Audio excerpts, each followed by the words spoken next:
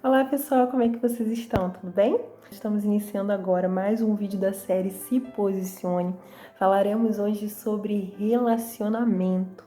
E o texto bíblico que o Senhor colocou em meu coração para que nós venhamos a meditar através dessa reflexão bíblica se encontra lá no capítulo 4 do segundo livro de Reis, do verso 1 até o verso 17. Como o texto é bem grande, nós iremos falar sobre o que esse texto aborda e vocês vão poder ler o texto aqui do lado e também acessar o link que eu vou deixar na descrição desse vídeo, onde vocês vão conseguir ler o texto na íntegra. Nós vamos começar falando um pouquinho sobre o que esse texto narra. Esse texto vai falar sobre duas mulheres que estão vivendo momentos diferentes em suas vidas.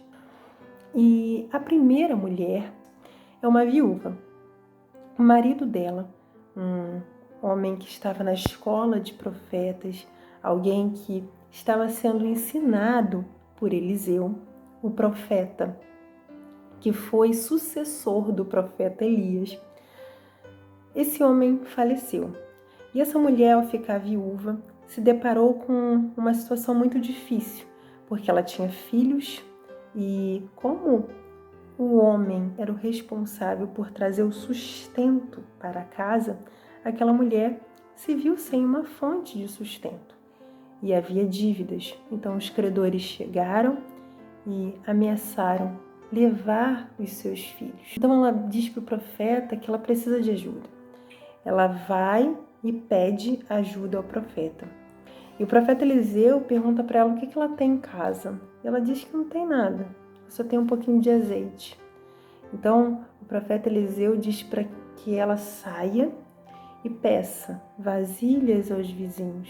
E aí, com todos aqueles vasos, o azeite foi se multiplicando. E essa palavra é muito conhecida.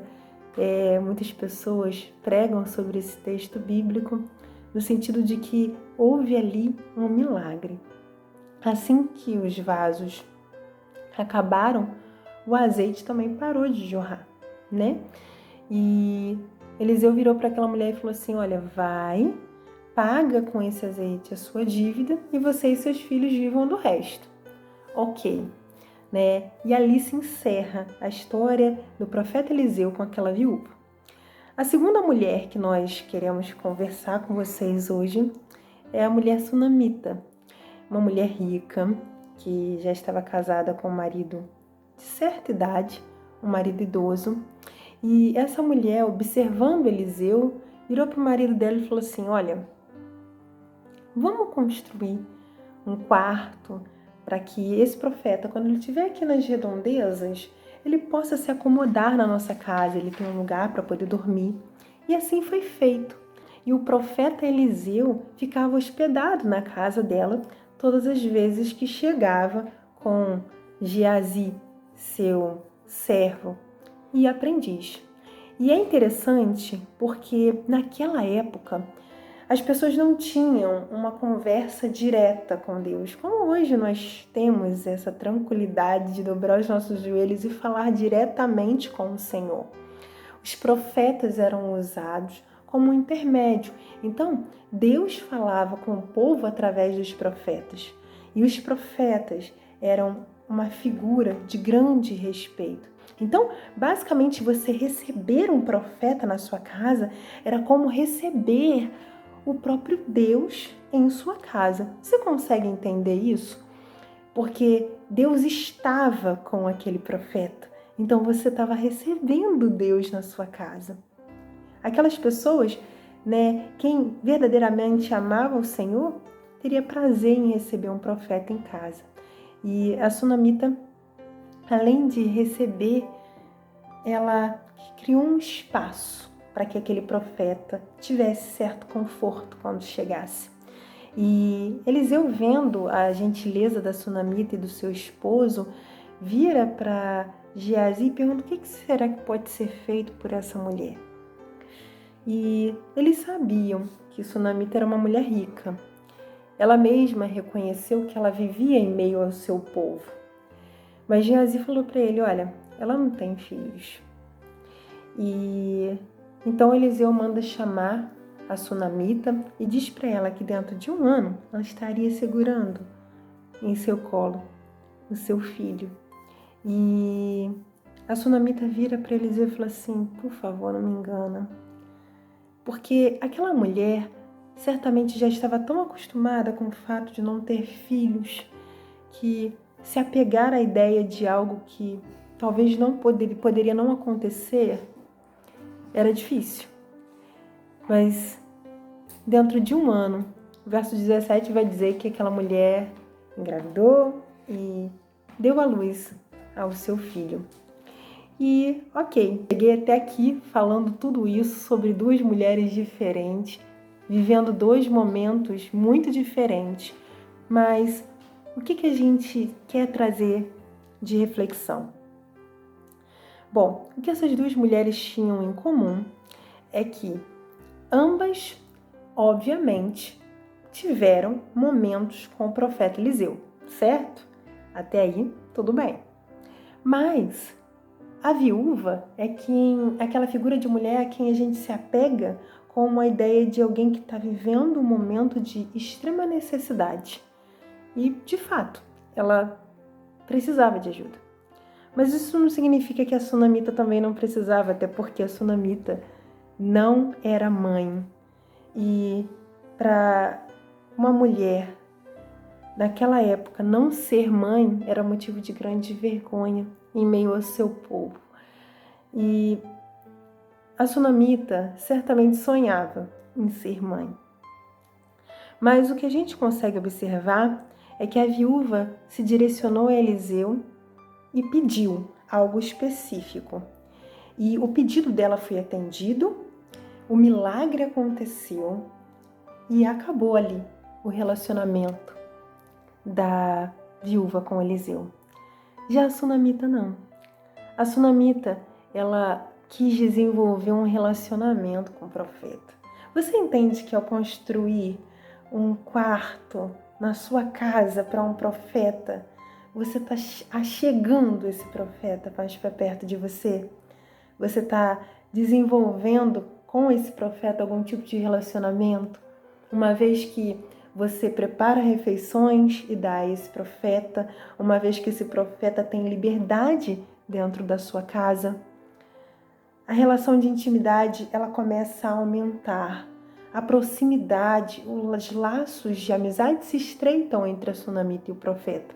E isso é óbvio. E é interessante porque quando a gente observa essa mulher que quis relacionamento com o profeta, a gente vê que a história dela não acabou no momento em que ela engravidou e teve o filho em suas mãos. O filho dessa mulher adoeceu e quando esse filho veio a falecer, quem trouxe ele à vida novamente, deitando-se sobre ele, soprando sobre a boca dele, através do poder do Senhor, foi o profeta Eliseu. Depois disso, o capítulo 8, o segundo livro de Reis, vai dizer que Eliseu, vendo que aquela terra ia passar por um momento de fome e escassez, manda que aquela mulher sunamita saia dali, se retire, deixe seus bens para trás. E aquela mulher segue o conselho de Eliseu. E 7 anos depois ela retorna e vai conversar com o rei, requerendo aquilo que ela deixou para trás, requerendo os seus bens, requerendo sua casa, o espaço que era seu. E quem é que está ali conversando com o rei? Geazi, o aprendiz, o servo de Eliseu. E Geazi diz: olha, é aquela lá mesmo, aquela é a sunamita, aquela é a mulher cujo filho voltou à vida, porque Eliseu se deitou sobre ele. Então o rei chama aquela mulher e fala: me conta um pouquinho mais sobre os feitos de Eliseu. E aquela mulher contou sua história, contou sua vivência com o profeta Eliseu. E sabe por que ela contou? Porque quem tem relacionamento tem testemunho para contar. Quem tem relacionamento tem momentos, vivências diferentes para poder contar. Você entende que se você buscar o Senhor como a viúva buscou apenas para atender uma necessidade, é possível e muito provável que o Senhor atenda.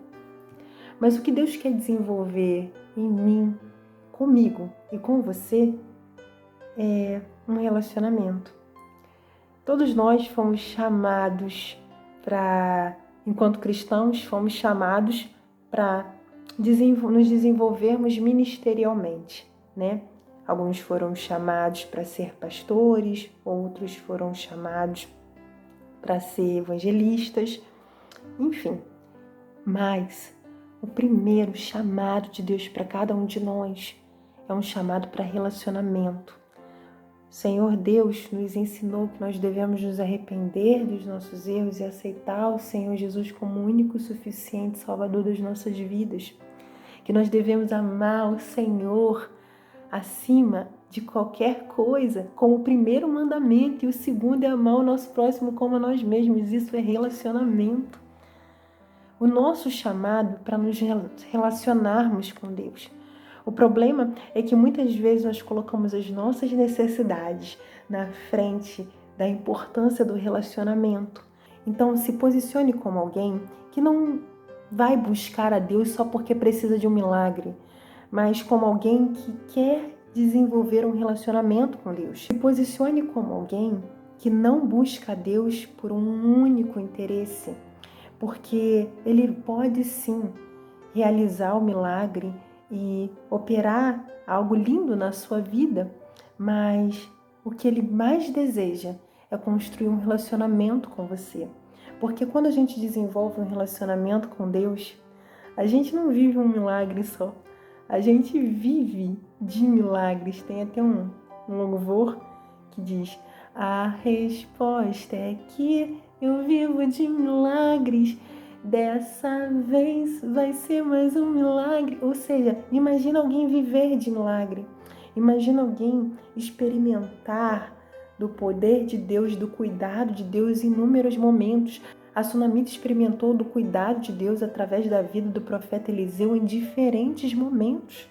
Aquele homem não apenas olhou para a Sunamita e se perguntou o que ela precisava, como também profetizou sobre a vida dela, a vinda de um filho, como também trouxe o filho dela à vida pelo poder do Senhor, como também se preocupou com a família dela quando a terra estava passando por um momento de escassez e de fome. Isso é relacionamento, isso é se importar. O profeta Eliseu já tinha aquela família como uma família querida para ele, porque ele construiu relacionamento com aquelas pessoas. Era uma casa que ele costumava frequentar. Imagina a diferença de relacionamento quando nós estamos posicionados na necessidade de conversar com o Senhor, de ter o Senhor na nossa casa, na nossa vida, para aquela ausência de posicionamento que é buscar a Deus só para que Ele atenda a uma necessidade. É muito diferente. Antes de separar tempo para pedir, olhe para Deus como alguém que quer conversar com você, quer ter intimidade com você. Então se posicione e se relacione, porque tudo que o Senhor quer é construir um relacionamento saudável com você.